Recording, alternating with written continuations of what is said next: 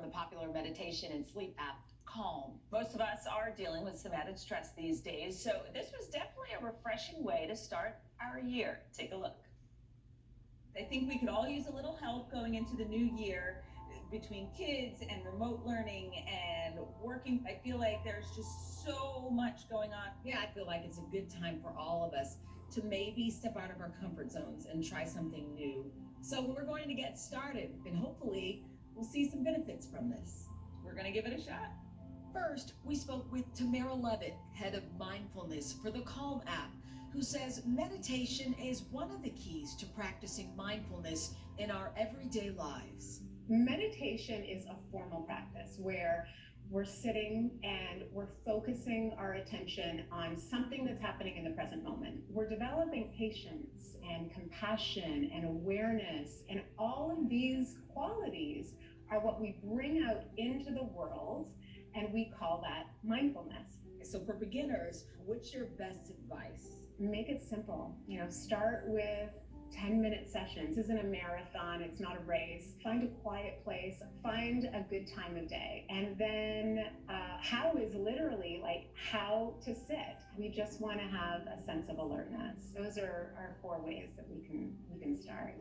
And start we did with a guided meditation. Welcome to the Daily Calm. So already day 1, I'm feeling better. With the first meditation of the year, I think it's been very helpful. So we'll see how it goes.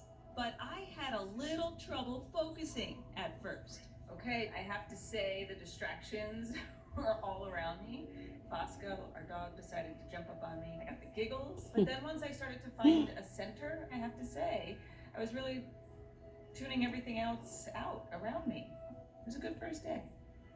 I'm really tired but kind of restless, but I am actually going to try this. Oh my God, look at that ring. The app's popular sleep stories are bedtime stories for grown-ups, designed to help people drift off to sleep with the help of some famous voices. Well, hello there. Well, last night I did the sleep meditation with Matthew McConaughey. I really enjoyed it, but I fell asleep. So apparently the sleep meditations really work. I did the Queen Mary, and the narrator's voice was just so peaceful. And tonight, I'll be taking you on a voyage. The only problem was I fell asleep right before the end, so I don't know how it ends.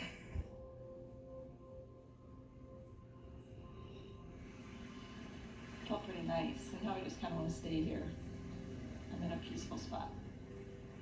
I think mindfulness in many ways is a form of self-care. And I feel like this is an easy way, I feel like, to kind of carve out that space to do it. My husband, he notices that there is an improvement in myself when you do take the time to meditate. If we aren't taking care of ourselves, we really can't take care of the other people in our lives as effectively. Some people view it as a selfish act to be focusing on ourselves, but it's actually one of the most generous things that we can do.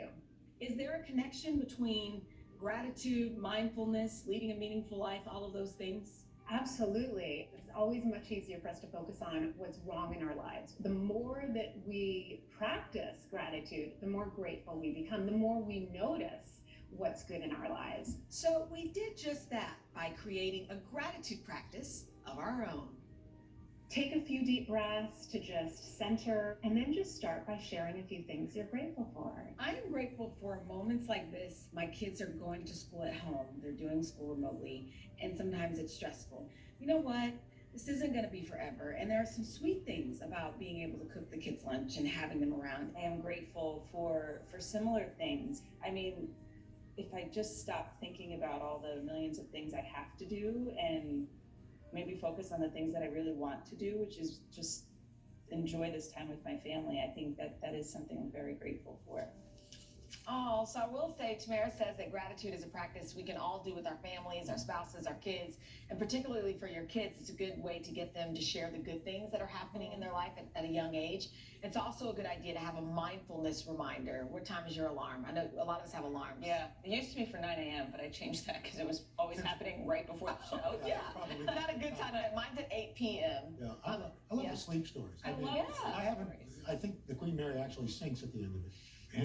Oh, Never gotten to the end of any of that's it. fine. I would have never gotten to it either. No, Really to the end. I love It really chicken. was. Oh, Really We to the gotta end. That's what I do think it's important, to be this. honest with you guys. I don't want you guys to think that it was just like some like perfect thing and Dylan and I are like, oh, let's do the combat. On that interview where I had that black turtleneck on, they were teasing me. It was a stressful day. We were both, I think that morning we were crying. Like one day I was crying. Yeah. Like it was a stressful time. And I remember I was late. Mm-hmm. Surprise. Sat down and we were both just kind of Like on edge. on edge. Yes. And by the time we were finished with our interview, we were like, We wanted to cry. I It's like, know. what are you grateful for? well, just to talk to you because this is just so calming. It was like Our producer would be grateful if we shut up and got in. okay, but my point is, it really Carry on. It really works. We want to move on because we've got